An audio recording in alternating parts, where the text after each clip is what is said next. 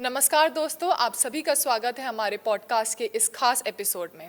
आज हमारे साथ एक ऐसे व्यक्ति जुड़े हैं जिन्होंने अपना पूरा जीवन जल संरक्षण और एनवायरनमेंट को समर्पित कर दिया है।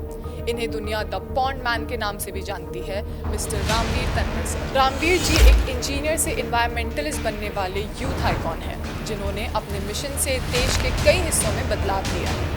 उन्होंने 9 स्टेट्स में 80 से ज़्यादा पॉन्ड्स को रिस्टोर किया है और दिल्ली एनसीआर में 6 अर्बन फॉरेस्ट बनाए। 2020 में अपना खुद का एनजीओ से अर्थ शुरू किया, जो कि water body restoration, afforestation, waste to wealth initiatives और एनवायरनमेंट अवेयरनेस जैसे कई इंपॉर्टेंट एरियाज में काम करता है। उनकी मेहनत और समर्पण के लिए उनको पूर्व राष्ट्रपति श्री रामनाथ कोविंद जी ने सम्मानित किया और प्रधानमंत्री श्री नरेंद्र मोदी जी ने उनका जिक्र अपने मन की बात जैसे राष्ट्रीय प्रोग्राम में भी किया, जो खुद में एक बहुत बड़ी उपलब्धि है। उन्हें कई प्रेस्टिजियस नेशनल और इंटरनेशनल अवार्ड्स भी मिले हैं, जैसे water hero award by ministry of Jal Shakti, wetland champion award by MOEF, shining world protection award from Taiwan, Rex Karmaveer Chakra award by UN and icon go, Indian icon award, Ananya Samman, जल प्रहारी सम्मान और कई और सम्मान। रामवीर जी एक टेडेक्स सेंसेशन भी है। अब तक उन्होंने 11 से ज़्यादा टेडेक्स टॉक्स दिए हैं और 500 से ज़्यादा की नोट सेशंस कंडक्ट किए हैं देश भर के प्रेस्टिजियस इंस्टीट्यूशंस में,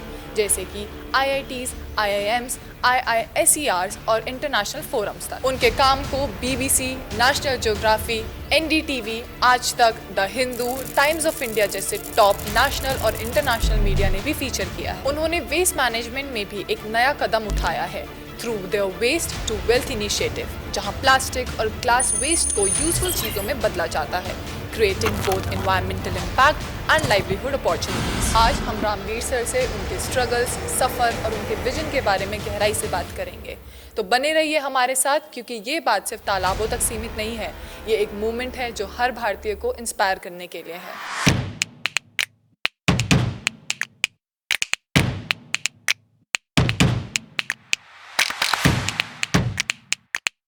सर, सबसे पहले तो मैं आपका स्वागत करती हूँ हमारे पॉडकास्ट में। Thank you so we are much. So grateful कि आपने अपना टाइम निकाल के यहाँ पे आए हैं। Thank you. ऑल राइट, तो सर आपकी जर्नी कई फेजेस से गुजरी है। आपके बचपन से लेके यहाँ तक काफ़ी फेजेस रहे हैं आपके। सबसे पहले तो मैं जानना चाहूँगी आपके बचपन के बारे में कि कैसा रहा आपका बचपन। बचपन बहुत बढ़िया रहा है, और बढ़िया इसलिए कहा क्योंकि गांव में रहा है, और गांव में भी अपनी भैंसों के बीच, बकरियों के बीच गांव के लोगों के बीच रहा है।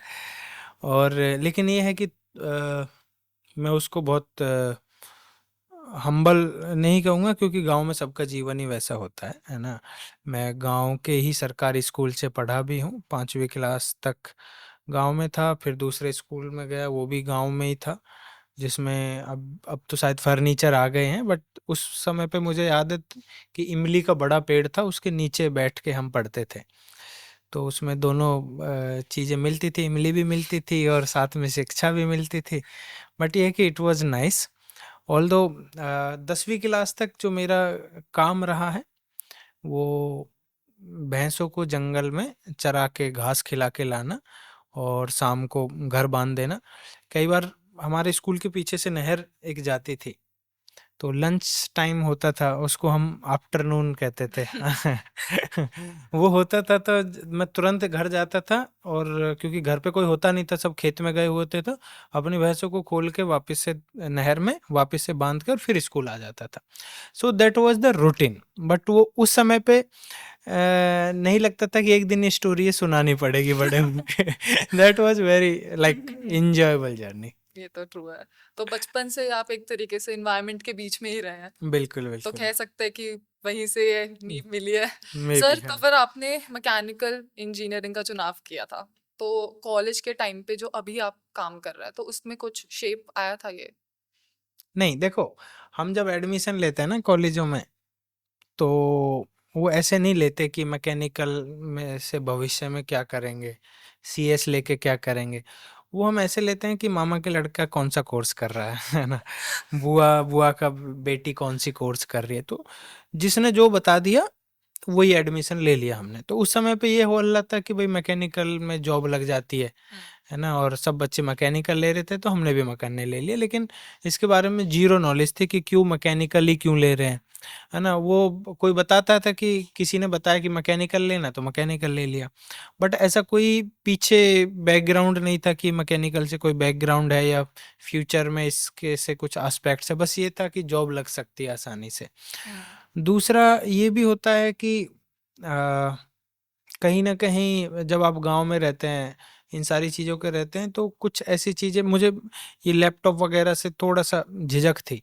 क्योंकि 12वीं पास कर ली लेकिन कभी स्कूल में लैपटॉप को हाथ लगाने का भी मौका नहीं मिला, है ना? कभी सिस्टम को हाथ लगाने का नहीं मौका मिला।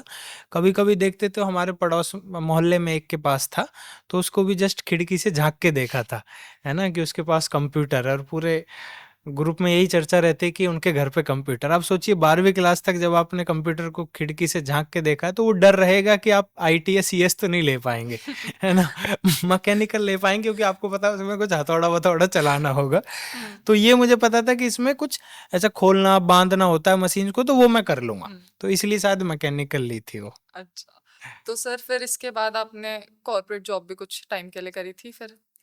हाँ, मैंने 2 साल मल्टीनेशनल कंपनी में जॉब की बट वो तुरंत नहीं मिल गई थी। हम्म।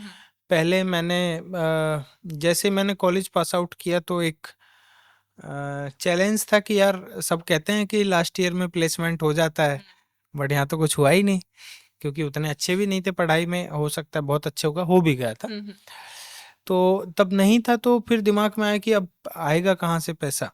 तो मैंने एक घर पे ही ट्यूशन सेंटर शुरू किया, जिसमें मैथ फिजिक्स के बच्चों को मैं 10वीं क्लास का ट्यूशन देता था। और उससे क्या था बस पॉकेट मनी निकल जाती थी और 2 साल तक लगभग मैंने वही काम किया। और 2 साल के बाद ये इंटरव्यू दे रहा था बार-बार इधर-उधर, बट ये कि बाद में फिर एक एमएनसी में दिया तो वहाँ पे सिलेक्शन हो गया।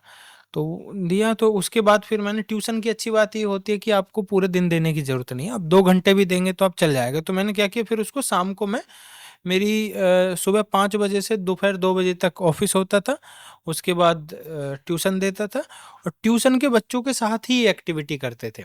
गाँव में दीवारों पे जाके जल ही जीवन की पेंटिंग बना दी, कभी ड्राइंग कॉम्पिटिशन करा लिया, तो वहाँ से ये इग्नाइट हुआ था। वहाँ से वापस से चीज़ें निकलने लगी थी कि हाँ, हमें कुछ करना होता है। तो सर फिर जब आपने इस अपने लाइक कॉर्पोरेट जॉब से इस फील्ड में आप उतरे, तो उसका आपने डिसीजन कैसे लिया? क्योंकि आई एम श्योर टफ तो रहा ही होगा कहीं ना कहीं ये भी। बिल्कुल, वो था क्या कि जब मैं जॉब कर रहा था तो पैरेलल साइड में ये कर रहा था बच्चों के साथ। बच्चों के साथ से हम गाँव में क्या है, गाँव में एक चौपाल बनी हुई है पेड़ के नीचे, वहाँ पे ये सारी चीज़ें करते थे। बट किसी ने बोला कि वहाँ के कलेक्टर को बताया, कलेक्टर ने वापस से हमें बुलाया कि उन्होंने कहा कि भाई इसको आप नाम दीजिए जल चौपाल। नाम दिया तो एक दिन कलेक्टर साहब खुद भी आए तो बहुत सारे लोगों की भीड़ लगी। हमें लगा कि ये तो बहुत अच्छा काम कर रहे हैं हम, और अच्छे काम के चक्कर में हम उसको फिर दूसरे गाँव में भी जाने लगे, है ना? क्योंकि वो टीम आती थी, हमको लेके जाती थी, हम अपना गलियों में वो जल ही जीवन बचाते-बचाते नारे लगाते थे और वो फन एक्टिविटी थी हमारे लिए। बट वो उसको देखते-देखते ना कब मैं सीरियस हो गया इस मैटर को लेके, है ना? वो बाद में ये होने लगा कि यही मेरा करियर है, यही काम है, शायद मैं इसी के लिए बना हूँ। और हम क्लीन अप ड्राइव करने लगे, कभी साफ-सफाई अभियान करा, कभी ये अभियान करा। बाद में 2 साल मैंने जॉब के पैरेलल में ये सारी चीज़ें किया और 2 साल के बाद मुझे लगा कि शायद मैं कोशिश कर रहा हूँ दोनों हाथों में लड्डू लेने की, कि जॉब भी बची रहे और ये भी काम करता रहूँ। और मैंने ऑफिस में आप जब आप एमएनसी जैसी उसमें देखेंगे ना, आपको बहुत सारे लोग मिलेंगे जो जिस कंपनी में जॉब कर रहे हैं उसी में कंपनी को गाली भी दे रहे हैं, है ना? कि सैलरी नहीं बढ़ाते हैं, हमारी तो ज़िंदगी झंड हो गई। ऐसे-ऐसे करके अपनी ही कंपनी को गाली देते रहते हैं। मैंने कई लोगों से पूछा कि भाई आप अगर इतनी ही दिक्कत है आपको इस कंपनी में तो आप छोड़ दो। तो उन्होंने कहा नहीं अब तो उम्र 40 हो गई है ना? अब ईएमआई बंध गई है हमारी, है ना? अब रिस्क नहीं ले सकते। तो मेरे दिमाग में आया कि यार ये तो रिस्क नहीं ले सकते लेकिन मेरे पास तो कोई ईएमआई भी नहीं है, कोई ऐसा कर्ज भी नहीं है ना? और मैं तो ट्यूशन से अपना घर भी चला लूँगा, ट्यूशन चल ही रहा है, तो मैंने जॉब छोड़ दिया। और मुझे ये लगा कि शायद मैं रिस्क अभी ले सकता हूँ। ऐसा ना हो कि 40 साल के बाद मैं भी इनकी तरह यहाँ बैठ के रोता रहूँ कि अब रिस्क नहीं लिया जा सकता। और मेरे दिमाग में ये था कि 2 साल ट्राई करूँगा, 2 साल के बाद अगर कुछ नहीं हुआ तो वापस से जॉइन कर लूँगा, है ना? क्योंकि अब आप नॉलेज को तो कोई नहीं ले जा सकता आपकी, जो आपने एक्सपीरियंस गेन किया है वहाँ से। 2 साल तक मैंने फिर इसमें फुल टाइम दिया, और उस 2 साल में मैंने बहुत सारी एनजीओज़ के लिए मैंने काम किया, है ना? जाके उनके लिए सुपरवाइज़र की तरह काम करता था, उनसे सीखता था, उनके पास जाके उनसे रिक्वेस्ट करता था कि आप कैसे करते हैं मुझे भी बताइए। तो वो सारा प्रोसेस मुझे पता चला। तो 2018 में मैंने जॉब छोड़ी। 20 में 2 साल जब मुझे लगा कि अब सब कुछ मुझे आने लगा है थोड़ा-थोड़ा, और ऐसे सर्टिफिकेट कोर्स भी किए मैंने। 2 साल के बाद मैंने 2020 जनवरी में मैंने अपनी खुद की रजिस्टर्ड ऑर्गेनाइजेशन कराई, और ऐसा नहीं सोचा था कि ये बाद में बहुत अच्छी ऑर्गेनाइजेशन बनेगी। बस ये था कि मैं गाँव से निकला था, एक दोस्त ये समोसे की दुकान पे मिला, एक जंगल से भैंस चराते हुए पकड़ा, वो सबको पकड़ा, वो कह रहे कहाँ मन के तुम आधार कार्ड पेन लेके आओ, अपना कुछ करते हैं आज। तो वो लेके आए, सबका पैन कार्ड आधार कार्ड लिया और जाके एनजीओ रजिस्टर करा ले। वो वकील साहब ने सबके आधार कार्ड लिए, बोला 5 दिन बाद आपको मिल जाएगी। वो एनजीओ रजिस्टर हो गई। अब हमें नहीं पता था कि एनजीओ रजिस्टर बाद में सीखते सीखते अब हमारी एनजीओ 9 स्टेट्स में है हुई। हाँ, हमारे पास 50 से ज़्यादा मल्टीनेशनल कंपनीज है, हमारे पास पीएचडी होल्डर्स है, एनवायरमेंटल साइंटिस्ट है। तो वो बाद में हमने उसको थोड़ा सा प्रोफेशनली डील किया, क्योंकि लोग जुड़ते चले गए हमारे साथ। तो सर अब ये सब तो आपने बताया, बट फैमिली का इनिशियल इसमें आपका वैसे क्या रिएक्शन था कि ये क्या कर रहे एक्चुअली हो? था क्या, देखो मेरा ऑफिस टाइम था सुबह 5 बजे से दोपहर 2 बजे तक। तो एक तो ये था कि आप वो टाइम इतना परफेक्ट होता है कि आप 2 बजे के बाद मतलब पूरा दिन आपके पास है, ठीक है? और 5 बजे से 2 बजे तक वैसे भी हम पड़े रहते हैं, है ना? कुछ करते नहीं है, तो वो टाइम मेरा यूटिलाइज हो जा रहा था। दूसरा, मैंने घर वालों को, क्योंकि मैं अपनी फैमिली में पहला ऐसा सदस्य था जिसने 10वीं के बाद पढ़ाई की थी, है ना? हम 5 भाई बहन हैं, 5 भाई में मैं छोटा था, और मैं ऐसा था 11वीं में एडमिशन लिया था मैंने, और 11वीं में एडमिशन लेके मैं ही ऐसा था जो पहली बार कॉलेज में भी एडमिशन लिया था। तो वो घर वालों की तो बहुत सारी एक्सपेक्टेशन जुड़ी होती है आपसे, है ना? वो मतलब फूले नहीं समाये जा रहे थे। और जैसे ही मैंने कॉलेज में एडमिशन लिया, पूरे मेरी तो रिश्तेदारियों में हो हल्ला मच गया, भाई कोई बीटेक कर रहा है ना इनके उसमें। तो मेरी फर्स्ट ईयर में शादी कर दी। तो जब मैं कॉलेज आया था तो मैं शादीशुदा था, अच्छा। बट मैंने अपनी क्लास में किसी को नहीं बताया, है ना? अब जैसे क्लास में बताएंगे फिर आपसे लड़कियां बात नहीं करती है ना? कोई आपसे सब दूर दूर भगता है। तो मैंने 4 साल किसी को नहीं बताया कि मैं शादीशुदा हूँ। मैंने वैसे ही नॉर्मल लाइफ जिया, बट दिमाग में ये रहता था, है ना? कहीं ना कहीं ये रहता था कि यार मैं दूसरे लोगों की तरह उतना रिस्क शायद लाइफ में नहीं ले सकता, क्योंकि इनके पास तो लाइफ है ना? मेरे पास तो अभी से जिम्मेदारी है। तो वो कहीं ना कहीं था। तो घर वालों को ये बताना कि मैंने जॉब छोड़ दी है, और वो किस कारण से, कि मुझे तालाब साफ करने हैं। तो वो मतलब उल्टी बात थी एक तरीके से। कोई भी मैकेनिकल एमएनसी की जॉब नहीं छोड़ सकता ऐसे काम के लिए, क्योंकि तालाब जैसा, नाली जैसे ही दिखते हैं वो भी। तो मैंने क्या किया कि मेरे घर में बस पापा को और भाई को अखबार पढ़ना आता था। तो मैंने क्या किया, अपने मम्मी पापा को ऐसे बोला। उस दिन नक्सली वाली बहुत न्यूज आ रही थी, आज छत्तीसगढ़ में इतने लोग मर गए आज ना। तो मैंने क्या किया कि मेरा देखो, ये कंपनी वाले ना, इनकी एक ब्रांच छत्तीसगढ़ में भी है, तो अच्छा। वहाँ ट्रांसफर कर रहे हैं मेरा ये, है ना? अगर आप बोलें तो मैं चला जाता हूँ, नहीं तो मैं यहीं दूसरी जॉब ट्राई कर सकता हूँ। तो मेरी मम्मी ने तुरंत बोल दिया, मम्मी किसी की भी होगी तुरंत ही बोल देगी कि ये छोड़ दो, तुम दूसरी ट्राई कर लो, और तुम तो ट्यूशन पढ़ा ही रहे हो। तो मैंने कहा, अगले दिन मैंने कहा छोड़ दिया, है ना? जबकि जॉब में 10 दिन पहले ही छोड़ चुका था, बहुत सही। है ना? तो फिर मैंने कहा अब मैं ट्राई करता हूँ। तो उनके लिए और 10 दिन तक मैं जॉब छोड़ने के बाद भी 10 दिन तक मैं उसी टाइम पे घर से निकलता था, जिस टाइम ऑफिस जाता था, उसी टाइम घर पे आता था जिस टाइम ऑफिस से आता था, क्योंकि पता ना चले कि मैंने जॉब छोड़ दिया। तो मैंने कहा कि ठीक है, छोड़ दिया मैंने। तो 2 साल फिर मैंने बेफिक्र होके ट्राई किया। घर वालों को ये बताता कि मैं ट्राई करने जा रहा हूँ, और बाकी मैं कहीं ना कहीं सीखने जाता था और ये काम करने जाता था। किसी किसी दिन अखबार में भी आता था। तो मुझे याद है 1-2 बार तो ऐसा हुआ था कि मुझे पता है कि अगले दिन अखबार में आएगा, क्योंकि मीडिया वालों ने इंटरव्यू लिया था तालाब पे।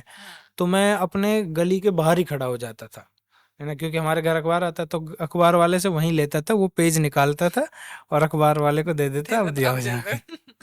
क्योंकि घर अच्छा। वालों को पता चलेगा गाली देंगे वो कि हम्म। ये क्या बदतमीज, ये क्या कर रहे हो, ये है वो है। फिर मैंने जब तालाबों की बात में उनको कहीं ना कहीं से पता चली, गांव में तो सब पढ़ते थे, वही तो नहीं पढ़ते, तो लोगों ने पूछा तो तुम्हारा लड़का तालाब का काम करता है ना। उन्होंने पूछा यार मुझे तो नहीं पता। तो उन्होंने पूछा मेरे पापा ने, भाई तालाब का क्या काम करते हो? मैंने कहा जी मछली पालन करता हूँ मैं। क्योंकि मुझे घर वालों की मेंटेलिटी पता थी, हम्म। उनको वैसा काम बताना है जिससे पैसे आएंगे, हम्म। है ना। तो उन्होंने कहा तालाब का क्या काम है? अब उनको ये बोलूं कि भाई समाज सेवा है, तो कहेंगे यार अपना पेट भर नहीं रहा, तुम समाज सेवा कर रहे हो यहाँ पे। तो मैंने कहा जी वो मछली पालन का काम है, तो हम मछली पालने का एक साइड बिजनेस किया और बहुत करोड़ों की इनकम होगी भविष्य में इससे। तो वो सेटिस्फाई हो गए कि उतना में तालाब। तो कुछ। फिर मैं खुद के तालाबों का काम किया फिर मैंने। हम्म। बट धीरे धीरे वो थोड़ा सस्टेनेबल होता चला गया, और हम्म। उनको भी पता चलने लगा कि ये है क्या एक्चुअली हम्म। मामला।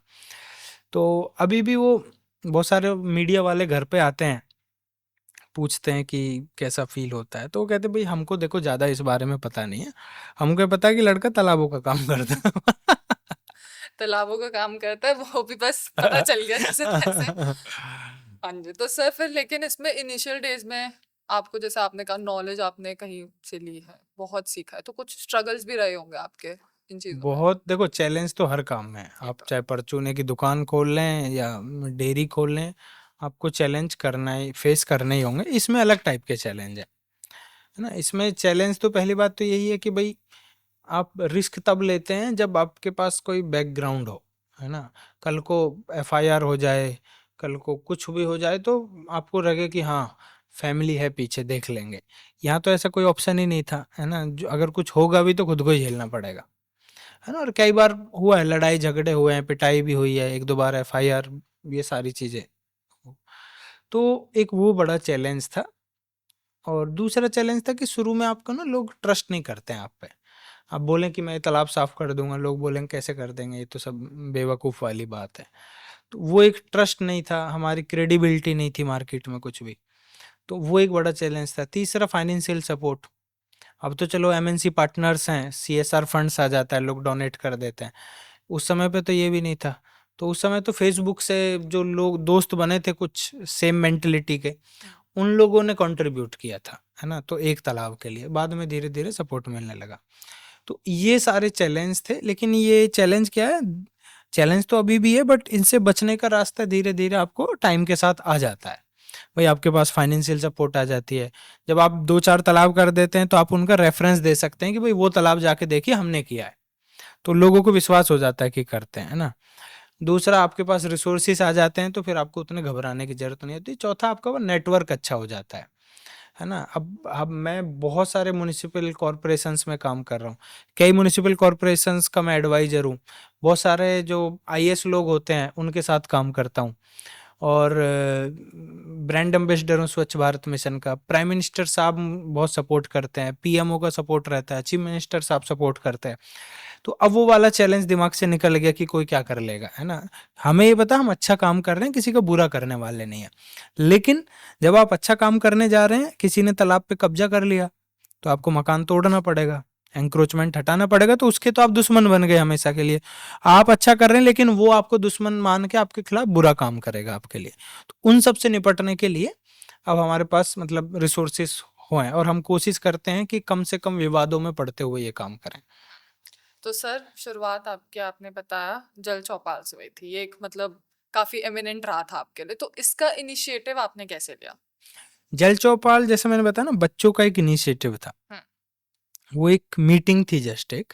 बाद में जब एक कलेक्टर साहब थे वहाँ के, उनको पता चला कि ऐसे करते हैं वीकली, उन्होंने हमें बुलाया था एक पत्रकार के थ्रू, अच्छा। कि उनको बुला के लाओ आपने जो स्टोरी छापी थी। उन्होंने बुलाया, तब उन्होंने बोला कि इसका नाम आप जल चौपाल रखो, और मैं भी आऊँगा। एक दिन वो आए थे, तो हम तो जल चौपाल में 20 लोग थे, लेकिन वो आए तो 500 लोग हुए। तो वो जब जल चौपाल में एक गाँव में आए तो बहुत सारे लोग हुए, तो उसका नाम ये थोड़ा-सा वो हुआ। फिर उन्होंने क्या किया, उन्होंने एक अपने डिपार्टमेंट को बोला कि इनकी एक डॉक्यूमेंट्री बनाओ, 2 मिनट की वीडियो बनाओ, ये जो भी करते हैं। और जितने भी सिनेमा हॉल्स है, जैसे यहाँ पे जीआईपी, डीएलएफ, इस टाइप के जो हैं, सबको बोलो कि मूवी स्टार्ट होने से पहले चलाओ। तो वो चलाया तो लोग हमारे बारे में जाने। किसी ने फ़ोन किया, किसी ने मैसेज किया, किसी ने फ़ेसबुक पे संपर्क किया, तो हमारा नेटवर्क बना उससे। तो दैट वाज़ कि कैसे जल चौपाल से हम गाँव से बाहर निकल पाए इस।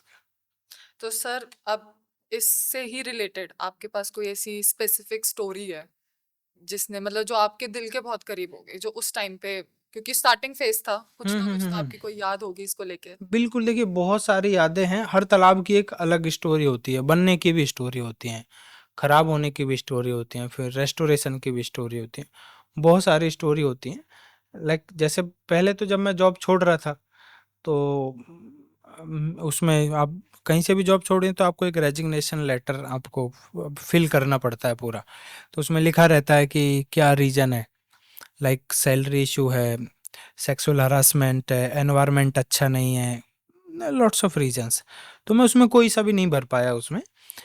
तो मेरे जीएम साहब ने पूछा था कि भाई इसमें आपने टिक नहीं मारा, तो मैंने कहा सर इसमें मेरा रीजन भरा लिखा ही नहीं है ना। तो उन्होंने कहा आपका रीजन क्या है? मेरा रीजन है मुझे मतलब मेरा मन ही नहीं करता ये करने का तो मैं क्यों करूँ ये जॉब।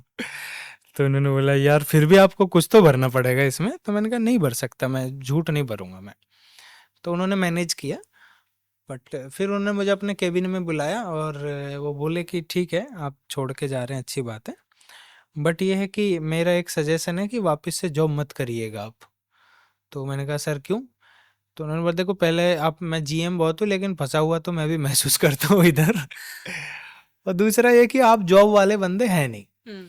है ना। जॉब वाले दूसरे लोग होते हैं जो लाइफ टाइम जॉब में निकाल देते हैं, आपके बस की वो नहीं हो पाएगा।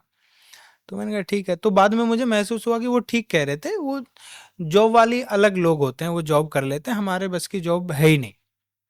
बहुत सारी चीज़ें, जैसे अभी भी मैं गाँव में ही रहता हूँ और कई बार ट्राई कर लिया शहर शिफ्ट होने का, क्योंकि अब ऑफिस चाहिए, ये सारी चीज़ें। कई बार 10 दिन रहता हूँ शहर में, वापस गाँव में पहुँच जाता हूँ, क्योंकि मतलब वो होता ही नहीं है मुझसे, है ना। तो उन सारी चीज़ों से जुड़ा हुआ ही अच्छा रहता है, गाय भैंसों के बीच में रहना, मिट्टी में रहना, वो सारी चीज़ें। तो बाद में पता चला कि भाई सबकी पर्सनैलिटी एक अलग-अलग होती है। दूसरा जैसे हमने एक तालाब किया था, उसमें क्या था कि किसी गाँव के किसी की आदमी की भी अगर गलती से भैंस घुस गई, तो हम्म। उसमें उतना दलदल कीचड़ से उतना सिल्ट बन गया था उसमें, कोई भैंस जाती थी तो वहीं फँस जाती थी और मर जाती थी, निकाल ही नहीं पाते थे उसको वो, रस्सियों से खींच के निकालनी, और रात बेरात गई तो किसी को दिखती नहीं थी, मर जाती थी। तो जब हमने शुरू किया था उस गाँव में, तो लोगों ने हमसे मना किया बेटा ये, क्योंकि वो कहानियाँ बना लेते हैं ना लोग, इधर जो जाता है वापस नहीं आता, भूत है, कुछ ऐसा है, अंदर कोई रहता है शैतान आत्मा। तो हमने कहा ठीक है जी, हम देखेंगे जो भी शैतान आत्मा होगी इसके अंदर। हमें बहुत सारे कंकाल मिले उसमें, क्योंकि 1-2 बच्चों के साथ भी ऐसा हो गया था। तो हमें 1 साल लगा उसको रेस्टोर करने में। पूरा खोदा उसको, वापस से साफ किया, फिर से बनाया। लोगों ने बहुत परेशान भी किया हमें। बट करते-करते बाद में 1 साल के बाद जब हमने देखा वापस से बच्चे उसमें नहा रहे हैं, वापस से गाय-भैंस उसमें जा रही है, वापस से उसमें हमने आइलैंड बनाए थे बीच में। बहुत सारे माइग्रेटरी बर्ड्स आ गए उधर। सो दैट वाज़ स्टोरी कि हमें लगा कि हाँ, हम कुछ भी कर सकते हैं, है ना? और ये बिफोर आफ्टर की ऐसी कंडीशन बनती है और हम 1 साल में इतना बदलाव कर सकते हैं। तो उसके बाद से हमें बहुत सपोर्ट मिला और वो बहुत वायरल हुई स्टोरीज सारी कुछ करके। तो वापस से हमको संपर्क करने लगे, बहुत सारे कॉरपोरेट संपर्क करने लगे, एनजीओ संपर्क करने लगे कि हमारे डिस्ट्रिक्ट में भी ऐसा है, हमारे डिस्ट्रिक्ट में वैसा है। तो धीरे धीरे क्या मिशन बहुत फैलता चला गया ये। सो उस तरह की स्टोरीज हैं मेरे पास बहुत सारी। तो सर यहाँ से तो चलते चलते आपने बताया समोसे वाले से अपना दोस्त पकड़ा, जी यहाँ से जी जी। फिर एनजीओ स्टार्ट कर दिया। तो लेकिन सर इसके पीछे आपका एक विजन भी रहा होगा, तो वो विजन आप प्लीज शेयर करें। देखो मेरा विजन हमेशा यही था कि उस समय पे कि कुछ तो करना है ना? और इसी के लिए करना है ना? एनवायरनमेंट के लिए करना है। ये नहीं पता था कि तालाबों के लिए करना है, लेकिन ये पता था कि एनवायरनमेंट के लिए करना है। क्योंकि जब गाँव में रहते हैं और गाँव से क्योंकि कॉलेज के लिए तो बाहर आना पड़ा था, तो जब आप चेंज देखते हैं, जगह-जगह लैंडफ़िल साइट देखते हैं, कचरा देखते हैं, तालाबों को मरता हुआ देखते हैं, तो तब वो फीलिंग आती है कि यार वही लोग अच्छे थे जिनके पास इस तरह की डिग्रियाँ नहीं थी, जो कॉलेज नहीं गए थे। उन्होंने तो फिर भी बहुत सुंदर तालाब बनाए थे आज से 200 साल पहले। हमारे पास तो डिग्री है, सब कुछ है, फिर भी बर्बाद कर रहे हैं।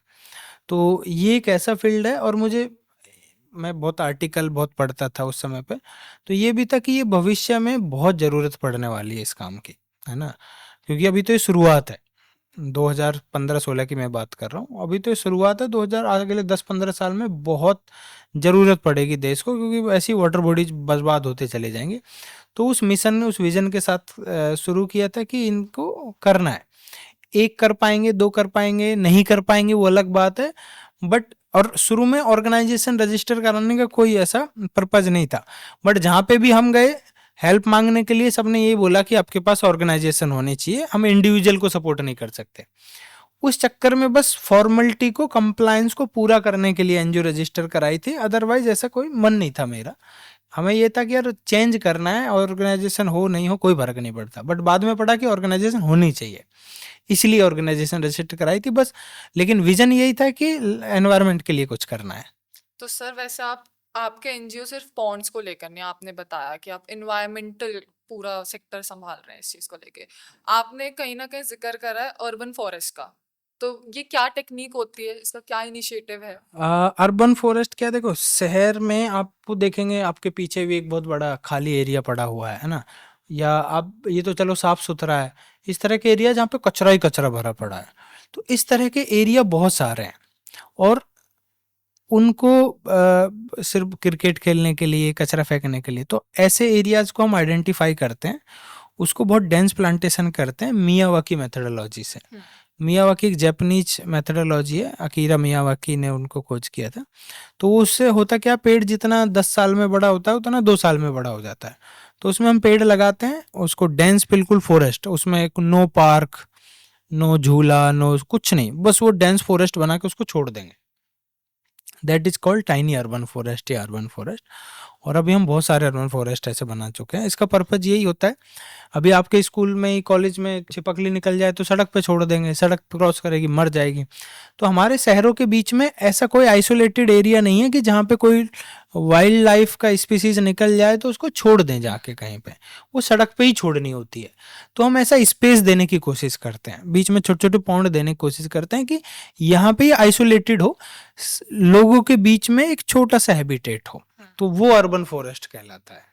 तो सर अब इतनी जान पहचान मिल चुकी है, आप इतने सारे स्टेट्स में आप फैल चुका है ये काम आपका, तो आप ये कोऑर्डिनेट कैसे करते हो? कहीं ना कहीं कुछ इश्यूज भी रहते होंगे, तो आप उसके बारे में बताएं। कोऑर्डिनेट, देखो इसमें क्या, जब हम कोई प्रोजेक्ट करते हैं तो ट्राई पार्ट एग्रीमेंट होता है, उसमें 3 पार्टनर होते हैं। पहला पार्टनर है एग्जीक्यूटिंग एजेंसी जो कि हम है, एक पार्टनर है स्पॉन्सर, स्पॉन्सर मतलब कोई भी कॉरपोरेट या फंडर, और तीसरा है एडमिनिस्ट्रेटिव, एडमिनिस्ट्रेशन या गवर्नमेंट बॉडी कह सकते हैं उसको। क्योंकि ये तीनों, अगर तीनों के अलग रोल एंड रिस्पॉन्सिबिलिटी है। जितनी वाटर बॉडी हैं इस तरह की, लैंड वो किसकी है, गवर्नमेंट की है, तो लैंड ओनर वो हो गए, उनसे बिना कोऑर्डिनेशन एनओसी के कुछ कर नहीं सकते। दूसरा, काम करने के लिए चाहिए पैसा, तो वो फंडिंग पार्टनर हो गया। और तीसरा, पैसा है ये है, लेकिन कोई काम करने वाला भी चाहिए जिसके अंदर पैशन है उस काम को करने का, वो हम होते हैं। तो इस तरह से 3 लोगों से कोऑर्डिनेशन होता है, तब जाके प्रोजेक्ट शुरू होता है वो। फिर तीनों लोगों को रिपोर्ट्स भी देनी पड़ती हैं, कम्युनिटी को भी एंगेज करना होता है, फंड भी इकट्ठा करना होता है, यूटिलाइजेशन करना होता है, बहुत सारे काम है। मतलब हमें लगता है कि तालाब पेड़ लगाया बड़ा हो गया, बट उसके पीछे की कहानी को बहुत लंबी बहुत होती लंबी है। होती है, ये तो बात है सर। तो आप पॉन्ड रिस्टोरेशन हो गया, अर्बन फॉरेस्ट हो गए, तो सर लोकल कम्युनिटीज का इस पे आपका क्या कहना था? मतलब उस टाइम पे जब आपने स्टार्ट भी किया था, अभी भी आप जब जाते हैं तो उनका क्या कहना होता है इस चीज को लेकर? देखो अब तो लोगों के विचार भी बदले हैं और थोड़ा पॉजिटिव वो भी आया। अब तो लोग रेफरेंस देते हैं कि भाई इन्होंने ये तालाब किए हैं, शुरू में नहीं देते थे।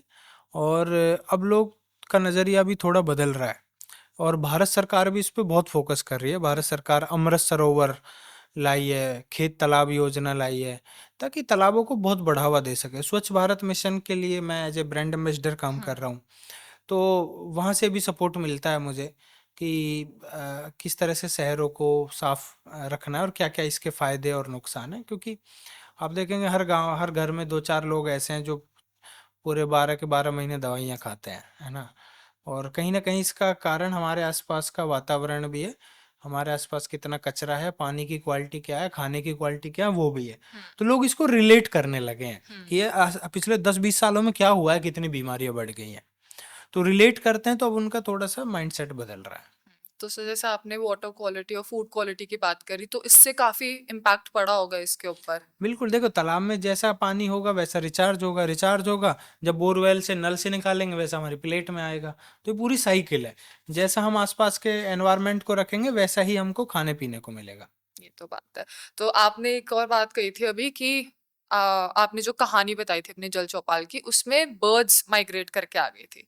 तो ऐसा ही कुछ और किसी पॉन्ड में आपके साथ हुआ हो, या फिर आपने देखा हो एनिमल्स वगैरह जो ये। नहीं, हम क्या करते हैं, जब भी हम कोई पॉन्ड रिजुविनेट करते हैं तो हमारा यूएसपी है कि हम उसके बीच में ना आइलैंड जरूर बनाते हैं। है ना, ये जैसे पॉन्ड है तो एक आइलैंड ये दूसरा है, और उस पे उस तरह की घास लगाते हैं हम, जिनके पत्तों को तोड़ के कोई भी एक्वेटिक बर्ड अपना नेस्ट बना सके, अपने जो चिक्स है उनको छिपा सके, खुद भी छिप सके, धूप से बच सके। उसका पर्पज यही होता है कि ज़्यादा से ज़्यादा बायोडाइवर्सिटी यहाँ पे हो सके, और उनको एक सेफ एंड सिक्योर प्लेस मिल सके। क्योंकि आप सोचिए, ये तालाब है, पक्का तालाब है, लोग घूम रहे हैं आसपास। पहले तो कोई भी एक्वेटिक बर्ड, बत्तख या उस पे देखो नेस्ट बनाएगी नहीं किनारे पे जहाँ पे लोग चल रहे हैं। दूसरा, वो पत्थर है तो पत्थर पे वैसे भी नहीं बनाएगी। किसी ने गलती से बना भी दिया, अंडे भी रख दिए, तो शाम तक कोई ना कोई कुत्ता बिल्ली उसको चखने में यूज कर लेगा। तो वो भी एक रीजन है कि वो जब तक सिक्योर नहीं है, सेफ नहीं है, तो वो बीच में नहीं करते हैं। इसलिए हम बीच में देते हैं। उस तरह बहुत सारे माइग्रेटरी बर्ड्स आ जाते हैं, बहुत सारे नॉन माइग्रेटरी बर्ड्स आ जाते हैं, और ऐसे बटरफ्लाई, मॉनिटर लिजार्ड्स, ये बहुत सारे उसमें आ जाते हैं। तो देख के बहुत अच्छा लगता है उनको, और कहीं ना कहीं हमें लगता है कि हम पूरी नेचर के लिए काम कर रहे हैं। और आप पिक्चर्स देखेंगे तो बहुत सारी पिक्चर्स हैं हमारे पास जिसमें माइग्रेटरी, नॉन माइग्रेटरी बर्ड्स हमें दिखते हैं। तो सर आपको सपोर्ट तो काफी मिल गया है, एमएनसीज हो गई, गवर्नमेंट के थ्रू आपको मिल गया है। पर सर यूथ का इसमें आपने कोई ऐसा सपोर्ट देखा हो, या जो कम्युनिटी बनी हो जिससे आपको यहाँ पे सपोर्ट मिला है? बिल्कुल, देखो यूथ का तो बहुत सपोर्ट है। हमारे प्लांटेशन साइट्स पे बहुत सारे कॉलेज हम्म। और स्कूल्स के बच्चे आते हैं, जो पेड़ लगाने के लिए आते हैं। है ना, कोई क्लीन अप ड्राइव करने आता है, कोई एज ए इंटर्न आता है, कोई वॉलेंटियर आता है। तो बहुत सारे बच्चे हैं, और सोशल मीडिया पे भी बहुत सपोर्ट करते हैं हमें वो। मैं यही कहता हूँ कि आप कुछ भी नहीं कर सकते। देखो, आप स्टूडेंट, आपके पास फंड तो नहीं है ना, तो आप पेड़ ला सकते हैं। भाई, जब आपका बर्थडे सेलिब्रेशन करने के लिए आपके पास बियर के पैसे हैं, तो आपके पास एक पेड़ के भी पैसे होंगे।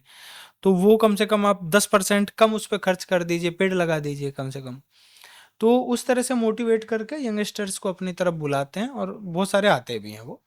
और मैं देख रहा हूँ माइंड सेट भी बदल रहा है ना। अब क्लाइमेट चेंज की बातें हर जगह हो रही है, एसडीजी गोल्स की बात हो रही है, global warming, heat waves, urban heat island, मतलब ईएसजी, हर जगह पढ़ाया जा रहा है। तो रटते रटते रटते रटते वो चीज़ें दिमाग में रह जाती हैं हमारे। तो सर आपका ये जो एनजीओ है, तो क्या यहाँ से भी यूथ या फिर लोकल कम्युनिटीज ज्वाइन कर सकते हैं आपको? किस तरीके से अप्लाई करना है अगर किसी को आना आपके हाँ, पास? उसके लिए हमारे पास वेबसाइट है sayarth.org, ओके। उसमें ज्वाइन अस है। ज्वाइन अस के अंदर ऑप्शन है कि आप एज ए वॉलेंटियर करना चाहते हैं, आप एज इंटर्न, या आपको जॉब चाहिए। तो तीनों में भरेंगे तो हमारे पास इंफॉर्मेशन आ जाएगी, और हमारी टीम आपसे संपर्क करेगी। ठीक है। तो सर ये पास्ट और प्रेजेंट का तो हो गया, आपके फ्यूचर के प्रोजेक्ट्स क्या है? फ्यूचर में आपका क्या विजन, आप क्या देखना चाह रहे हैं यहाँ पे? फ्यूचर में तो देखो, मेरा यही है कि अभी हम 9 स्टेट्स में पहुंचे हैं, तो हम चाहते हैं कि पूरे देश भर में सेवाएं दें। और मैं हमेशा, मतलब ऐसा कोई टारगेट नहीं बनाता, क्योंकि जब आप टारगेट बनाने लगते हैं तो फिर आपके काम में और जॉब में कोई फर्क नहीं रह जाता है ना। जब आप जॉब करते हैं ना, तो डेली आपको टारगेट दिखाया जाता टारगेट मीट करना है होता है ना, ये। टारगेट। अब हम भी टारगेट मीट करने लगे तो फिर वो पैशन खत्म हो जाएगा, है ना, हम प्रेशर में आ जाएंगे इस काम को पूरा करने के लिए। हमें बस ये है कि हमारा रोजी रोटी चल जाए, बच्चे की फीस चली जाए, हमारा आ जाए, और प्लस जो काम कर रहे हैं उसको अच्छे से करें। तो इसीलिए ऐसा कोई टारगेट नहीं है कि 1 लाख तालाब करने, 2 लाख। जब तक सोसाइटी सपोर्ट कर रही है और हमारे अंदर एनर्जी है, तब तक हम कर रहे हैं इसको। तो सर आप लोगों को वैसे क्या मैसेज देना चाहेंगे इसी से लेके? देखो, मैं तो मैसेज हमेशा यही देता हूँ कि हम जो कर रहे हैं, और बहुत छोटी सी लाइफ है, ज़्यादा से ज़्यादा किसी की 5 डिकेड्स की है, किसी की 6, किसी की 7, इससे तो ज़्यादा नहीं है। उसमें से हम शायद 3 सब पार कर चुके हैं, किसी ने 2, तो 2-3 बची हैं हमारे पास। हम्म। और इसमें भी हम जिस मदर अर्थ पे हम रह रहे हैं, तो अब हमारी रिस्पॉन्सिबिलिटी बनती है। देखो, हम जब किराए का कमरा खाली करते हैं तो कोशिश करते हैं कि उसको वापस से साफ सुथरा करके जाएं, है ना। ऑल्दो सब लोग ऐसा नहीं करते हैं, नहीं करते हैं तो किराएदार आपकी सिक्योरिटी मनी काट लेता है ना। वही हमारी मदर अर्थ के साथ भी है। तो आप नहीं पे करेंगे, किसी और को पे करना पड़ेगा, है ना। आपके बच्चों को पे करना पड़ेगा। तो जब आप कर रहे हैं, जब इसको छोड़ के जा रहे हैं, तो बस ये सोच के रहिए कि जितना मैंने कंज्यूम किया था, जितना मैंने खराब किया था, उतना सही करके जा रहा हूँ मैं। So that you become the responsible citizen, hmm. है ना। कि मैंने जन्म लिया, यूज किया, तो अगर कुछ गलती हुई है तो उसको वापस से पे बैक कर दिया और अपना छोड़ के चले गए, बस उतना ही रोल है हमारा। तो इस रोल को हम ईमानदारी से करें और मदर अर्थ को जो है कम से कम हानि पहुंचाएं और ज़्यादा से ज़्यादा उसको भरपाई करने की कोशिश करें, ताकि अगली जनरेशन हमें याद करे। क्योंकि हम जब तालाब रेस्टोर करते हैं तो इनको रेस्टोर करते हैं, बनाते नहीं हैं। बनाए हम्म। किसी और ने थे, या तो नेचर ने या किसी और ने। और तब बने थे 500 साल पहले, जब मशीन्स भी नहीं थी, हाथ से बनाए गए थे। अब तो हम मशीन से रेस्टोर कर रहे हैं, फिर भी हमारे पसीने छूट जाते हैं। सोचिए उन लोगों ने कैसे बनाए होंगे, इतने बड़े बड़े तालाब बनाए थे। और हम उनके बारे में बड़ी रेस्पेक्ट से बात करते हैं आज। अगली जनरेशन हमारे बारे में कैसे बात करेगी, गालियां देंगी हमको। तो इसीलिए जरूरी है कि अगली जनरेशन का भी ध्यान रखा ध्यान जाए। रखा जाए। तो सर, आपका भी वैसे ध्यान रखा गया है, आपको इतने रिकॉग्निशंस मिले हैं, प्राइम मिनिस्टर से मिले, हमारे फॉर्मर प्रेसिडेंट से मिले हैं, तो ये जो टाइटल्स आपको मिले हैं सर, आपके लिए क्या मायने रखता है? देखो, मुझे अच्छा लगता है कि मेरी पहचान मेरे काम से है। भाई, पौंडमैन मुझे बोलते हैं लोग, तो पौंड मतलब तालाब, हम्म। और तालाब मतलब मेरा नाम तो नहीं है, मेरा काम है। और काम से मेरी पहचान है। अब मेरा धीरे धीरे लोग नाम भूल जाते हैं, लेकिन पौंड याद रहता है। हम्म। तो ये बहुत कम लोगों को ऐसा सपोर्ट मिलता है सोसाइटी का, कि उसको नाम से ही उसकी पहचान होती है। अदरवाइज नाम से आपकी ज़्यादा लंबे पहचान हो नहीं सकती। तो ये बहुत अच्छा लगता है, और सब लोग सपोर्ट करते हैं, वो भी बहुत अच्छा लगता है हमें, सर। और सर, नेशनली तो था ही, आपको इंटरनेशनली भी शाइनिंग वर्ल्ड प्रोटेक्शन अवार्ड मिला गया है, तो इसके बारे में आप थोड़ा सा बताएं। बिल्कुल। हमारा करीबन अभी 9 से 10 इंटरनेशनल मीडिया ऐसी हैं। बीबीसी है, हम्म। ब्रिटिश हेराल्ड है, एबीसी है ऑस्ट्रेलिया का, श्रीलंका। बहुत सारे ऐसे इंटरनेशनल ऑर्गेनाइजेशंस हैं जिन्होंने हमें रिकॉग्नाइज किया है। और उन्होंने तो शायद और कई बार आते भी हैं लोग, काम देखते हैं हमारा, पूरा वीडियो बनाते बनाते, और हमें अच्छा लगता है कि एक इंटरनेशनल फेम मिल रहा है इसको। इसलिए, और सबसे बड़ा फायदा इससे कि दूसरे लोग इंस्पायर हो गए। भाई, मैं तो ऐसा अकेला ही नहीं किया, ऐसा भी नहीं हो सकता कि अब मेरे बाद कोई इनिशिएटिव ही नहीं लेगा। इनिशिएटिव लेगा, लेकिन हमारे लिए तब प्राउड की बात होगी कि हमें देख के लेगा, है ना। इनिशिएटिव तो फिर भी लेगा ही लेगा कोई। तो हम चाहते हैं कि हमें देख के और सारे लोग इनिशिएटिव लें। तो सर, रिकॉग्निशंस के साथ साथ आपके काम पर बुक्स भी लिखी गई है, जैसे तालाब कहे पुकार के। तो सर, इन सारे ये जो बुक्स वगैरह रही थी, इसका आपको लाइक आपके सबसे करीबी बुक कौन सी रही होगी? देखो, ये सारी वो बुक्स हैं जिनमें मेरे काम को कहीं ना कहीं जगह दी गई है, रेफरेंस दिया गया है। और एक अभी चिल्ड्रन बुक आई थी 2-3 साल पहले, उसमें पूरा कहानी लिखी हम्म। गई थी, कैसे कैसे मैंने बचपन से क्या किया, बहुत डिटेल में थी। और बच्चों को बहुत अच्छा लगता है वो पढ़ के, और बच्चों ने भी उसमें से काफ़ी करेक्टर बनाए मेरे। तो दैट वाज लाइक, बहुत अच्छी लगी मुझे वो। और सर, आपने 11+ टेडेक्स टॉक भी कर रहे हैं, 500 सेशंस कर रहे हैं, आपने हाल ही में अभी यहाँ पे भी अपना एक सेशन दिया। तो सर, आपको क्या लगता है कि ये सारे जो सेशंस हैं, ये कितने इम्पोर्टेंट है करने? बिल्कुल, ये बहुत ज़रूरी है ना। क्योंकि आप अपने काम को अपने तक सीमित रख लेंगे हम्म। और इसको फैलाएंगे नहीं, तो कोई फायदा नहीं होगा। क्योंकि आप अकेले कितने कर लेंगे लाइफ में, 2, 4, 5, 10, 20, 100, 200, 500। उससे ज़्यादा तालाब करने तो आपको दूसरे लोगों को इंस्पायर करना होगा, तो कि वो भी अपने अपने एरिया में शुरू कर सके। आपने जैसे देखा होगा ना, गांव में बहुत सारे लोग ऐसे होते हैं, कोई बड़ा डॉक्टर उस बीमारी को सही नहीं कर सकता, लेकिन वो आदमी के पेड़ का पत्ता तोड़ के लाता है, किसी का जड़ लाता है और दे देता, आप ठीक हो जाते हैं। लेकिन दिक्कत क्या है ना, वो मर जाएगा, वो पत्ते का नाम नहीं बताएगा, है ना। सीक्रेट रखेगा हमेशा। तो हम चाहते हैं कि हमारे पास सीक्रेट ना हो कुछ भी, है ना? जो कर रहे हैं सबके सामने कर रहे हैं, कोई कॉपीराइट नहीं है। हम कर रहे हैं, आप भी करें और लोगों को भी इंस्पायर करें। तो सर गवर्नमेंट बॉडीज से लेके कॉर्पोरेट बॉडीज सब आपसे जुड़े हुए हैं, तो आप इनसे इनिशिएट कैसे करते हैं या फिर ये आपके पास कैसे आते हैं?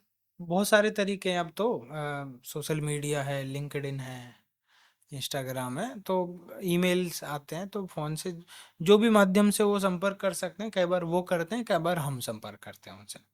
तो सर मीडिया ने आपके काम पर फोकस करा, बीबीसी, नेशनल ज्योग्राफी में जैसे आपकी डॉक्यूमेंट्री आई थी, तो सर इसका आपके काम पर क्या इम्पैक्ट पड़ा फिर फाइनली? इससे दूसरे लोग इंस्पायर होते हैं, प्लस हमारे काम को सब जगह फैलाने में भी मदद मिलती है। भाई हम तो ग्रेटर नोएडा में काम कर रहे हैं, तो लेकिन उस काम को फिर साउथ इंडिया में भी कोई देखता है, बैंगलोर में देखता है, दूसरे देशों में भी देखता है, जबकि इंटरनेशनल मीडिया पे काम को कवर करती है। तो उससे क्या है कि पूरा बहुत अच्छे लोगों का नेटवर्क बन जाता है, और ये वो लोग होते हैं जो भविष्य में आपको फिर सपोर्ट करते हैं। सर तो आपसे बात कर कर बहुत अच्छा लगा। Thank you so much. एक बात तो हमें क्लियर हो गई फॉर श्योर कि एक इरादा बहुत बड़ा मूवमेंट बना सकता है। तो yes. Thank you so much आप थैंक यू। यहाँ पे आए, एंड आई एम श्योर जो हमारी ऑडियंस भी देख रही है वो काफ़ी इंस्पायर हुई होगी आपके इस काम से। Thank you. Thank you so much sir, आपने थैंक यू। अपना समय निकाला। Thank you. मिलते हैं अगले एपिसोड में एक और इंस्पायरिंग पर्सनालिटी के साथ। तब तक के लिए ख्याल रखिए और याद रखिए कि एक छोटी सी सोच ही बड़े बदलाव लाती है।